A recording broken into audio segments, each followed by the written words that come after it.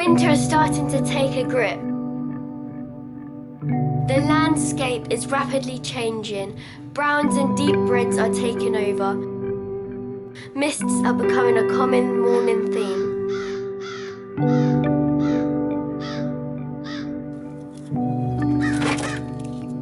With wood all cut and stored somewhere dry, a smallholder's task now begins to concentrate on keeping the home warm and cosy.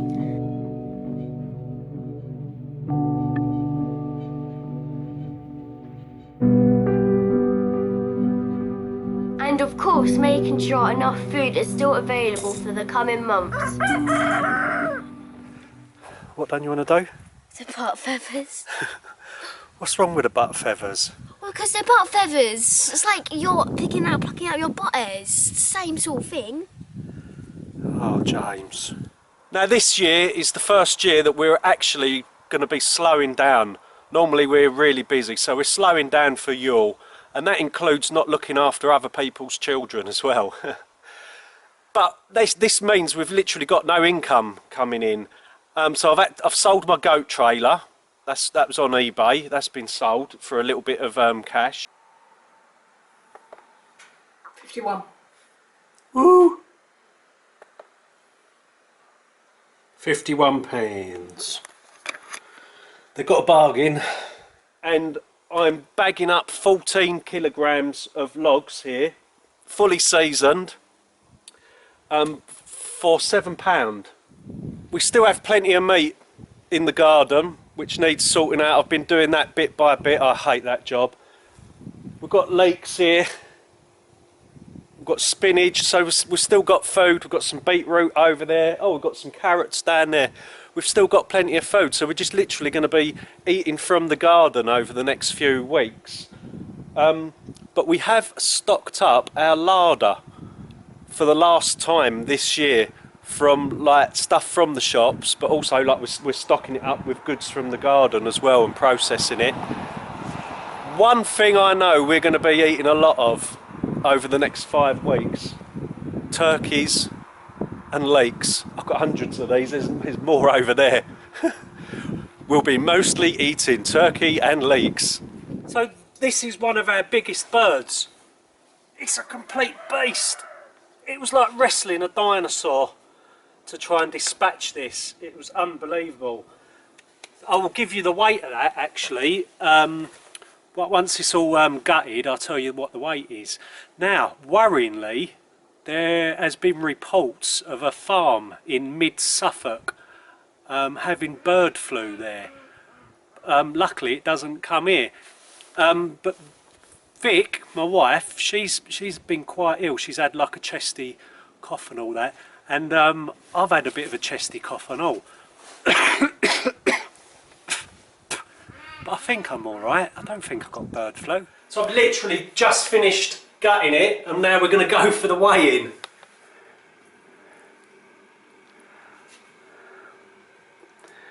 £15.4.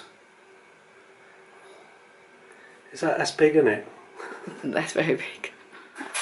So that weighs an amazing 7 kilos or 15.4 pounds of pure meat.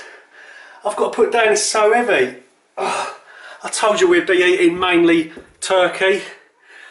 That's just the first of them. There's about another 8 more in the garden.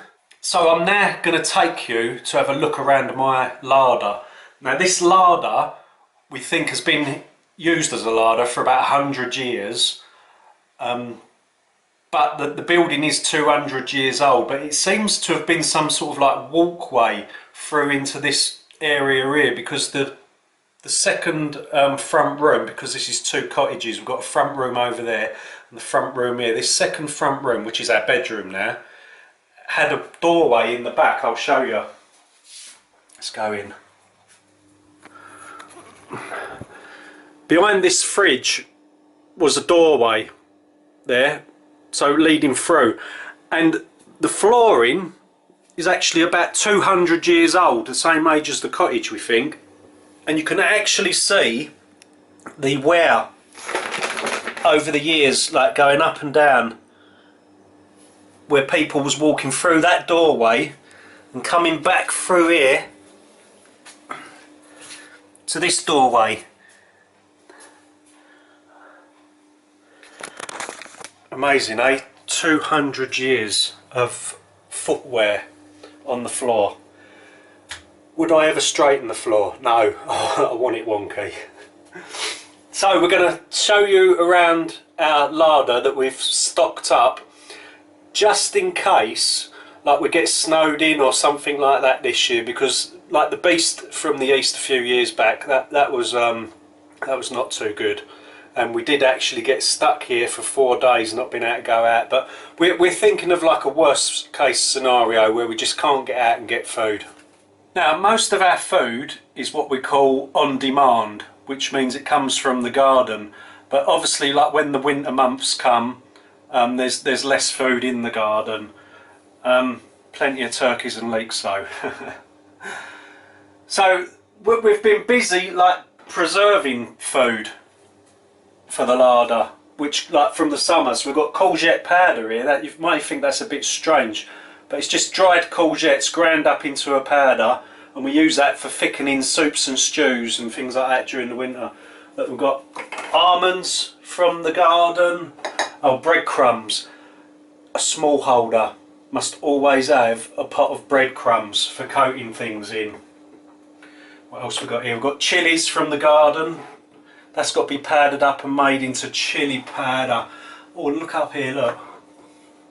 These are my gherkins or pickles, homemade. Even the we brought the white pickling vinegar from the shops, but we've even flavoured it with our own dill, so it's like a dill pickle.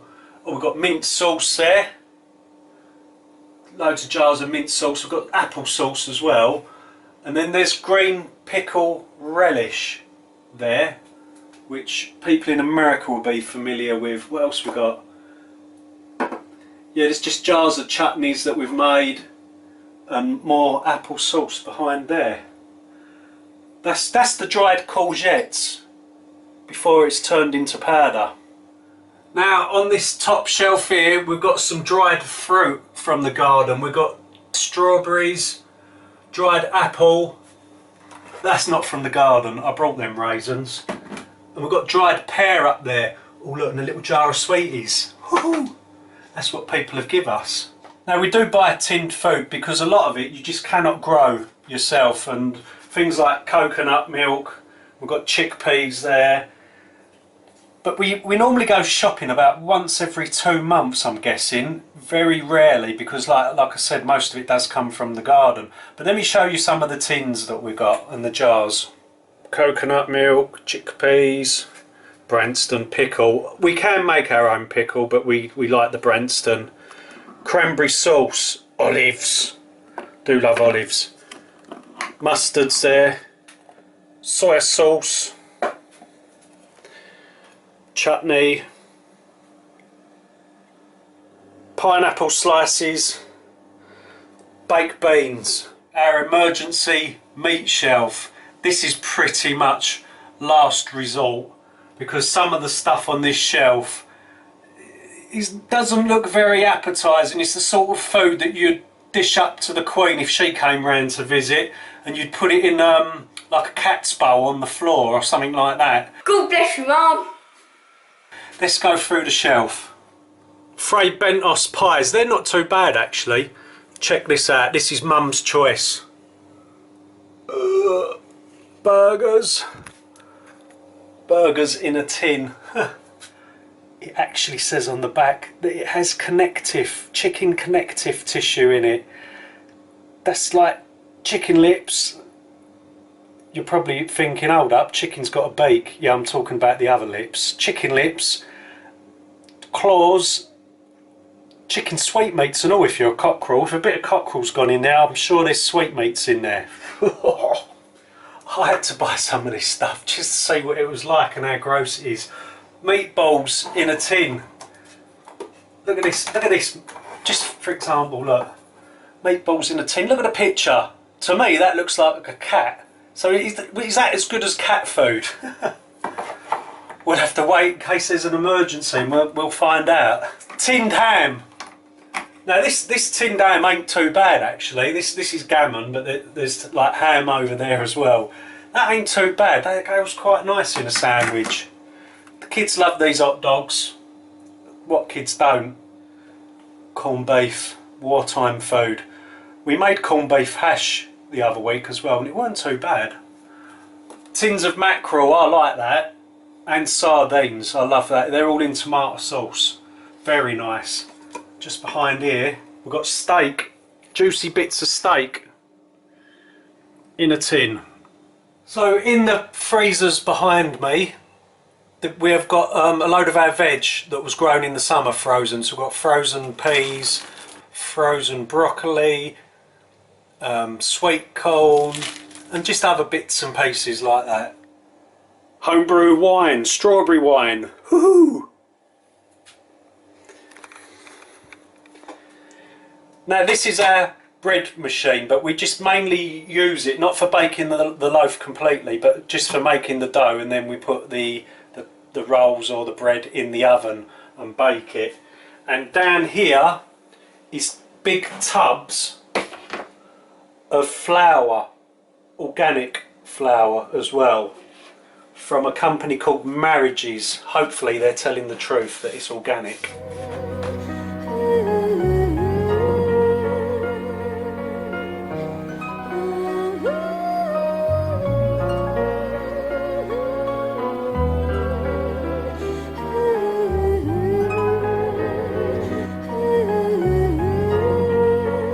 Who's this on my fridge?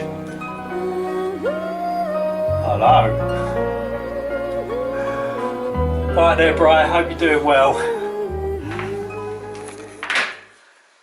Now, just for your entertainment, we're going to pretend that it is an emergency. We've totally run out of food, and this is all that's left in the cupboard, so we've got to eat it. Well, at least we got homemade buns and veg. Yeah, we've got homemade salad there. Homemade, homegrown. Our very last tomato. That looks like cat food. It does actually. Oh, I'm not eating that. It smells like soup. That's not a burger. Yes, burger's in the gravy. It's in the gravy. Whew. Right, I'm going to get these heated up. I think I'm going to take them out of the gravy and just put them in the oven and warm them up. So that's them out of the oven. Right. Now. Oh! They're a bit soggy. I don't eat it. Right, build your burger. Put whatever you want on there, James. That's not, oh, Now, yuck. It's got like a layer of skin on it. Look.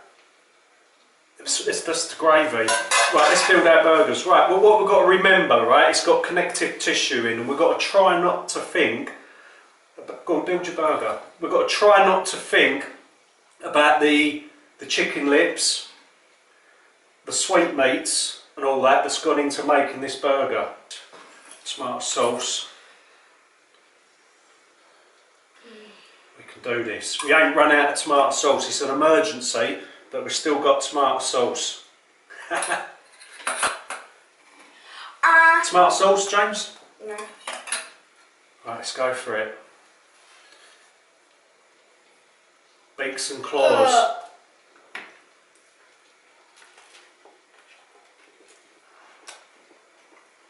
It's not that bad. If you don't think what it is. Why does it taste so weird? It tastes weird. Because it's tinned. So what I think what it tastes like, how I can describe it to you, is you ever had like baked beans with mini sausages in?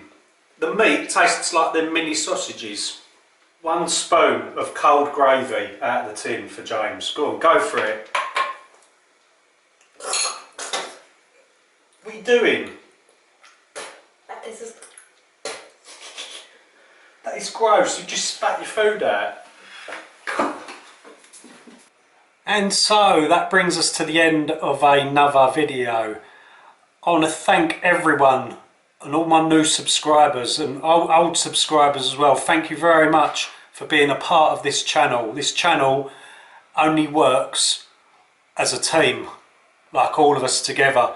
And thank you for all your wonderful comments and your ideas and all that, and helping me out. It's your comments, like you make suggestions like perhaps you can do this or perhaps you can do that and it'll help out. It has helped out. Thank you very much. So we can all learn together, can't we, on this channel? It's not only about me. So thanks. We'll see you real soon. Take care. Literally just finished gutting it and we're going to go for the weigh-in. Switched off again.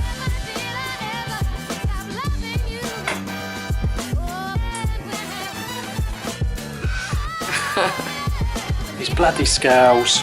So it's literally just been gutted and we're going to weigh it now on these scales. Oh, it's gone out again. Sake. These scales are shit. Not yet, I ain't. God bless you, ma'am. No, Cockney accent. I can't do Cockney.